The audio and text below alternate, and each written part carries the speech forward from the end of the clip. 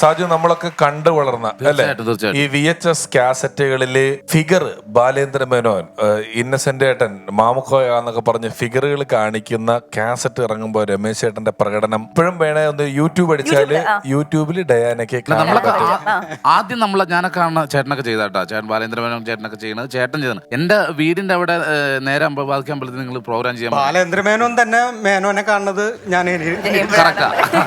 അപ്പൊ അത്രയും ചെറുതായിരുന്നപ്പോ തൊട്ട് ചേട്ടന്റെ പ്രോഗ്രാം കാണണം ഞാനൊക്കെ. ഇപ്പോഴും ഈ ഒരു ലെവലിൽ നിന്നുകൊണ്ട് ചേട്ടന്റെ പ്രോഗ്രാം അല്ല ചേട്ടനോട് ഇങ്ങനെ സംസാരിക്കാൻ കഴിയുന്നത് തന്നെ ഞങ്ങളുടെയൊക്കെ വലിയ ഭാഗ്യമായിട്ട് കാണാണ്. കല്യാണ സൗന്ദര്യം എന്ന് പറയുന്ന പോപ്പുലർ ആയിട്ടുള്ള മലയാളം സിനിമയിൽ ജഗതി ശ്രീകുമാറിന് ഡബ് ചെയ്തിരിക്കുന്നത് രമേഷ് കുമാശ്ശേരി ചേട്ടൻ. അത് ഇന്ന് പറഞ്ഞില്ല, പലർക്കും അറിയത്തില്ല. അത്രയും ഡബ് ചെയ്ത് അത്ര പെർഫെക്റ്റ് ആയിട്ട് ഡബ് ചെയ്ത് വെച്ചേക്കുന്നത് വിനയൻ സാറിന്റെ പടത്തില് ജഗതി ചേട്ടൻ. അന്ന് ജഗതി ചേട്ടൻ തിരക്കാണ്. ആ സമയത്ത് രമേശ് ചേട്ടൻ അത് ഡബ് ചെയ്യുന്നു. അതുപോലെ ക്രിസ്മസ്, നമ്മളിവിടെ ക്രിസ്മസ് സ്പെഷ്യൽ എപ്പിസോഡ് എടുത്തപ്പം കരോൾ ഗാനങ്ങൾക്ക് സിനിമാ പാട്ടുകളുടെ പാട്ട് വന്നല്ലോ.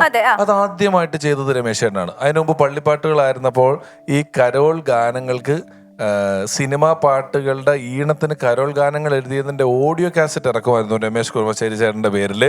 അയ്യപ്പ ഭക്തി ഗാനമാകുമ്പോൾ സിനിമാ പാട്ടുകളുടെ ഈണത്തില് അയ്യപ്പ ഭക്തി ഗാനത്തിന്റെ കാസറ്റ് ഇറക്കുമായിരുന്നു രമേശ് ചേട്ടൻ.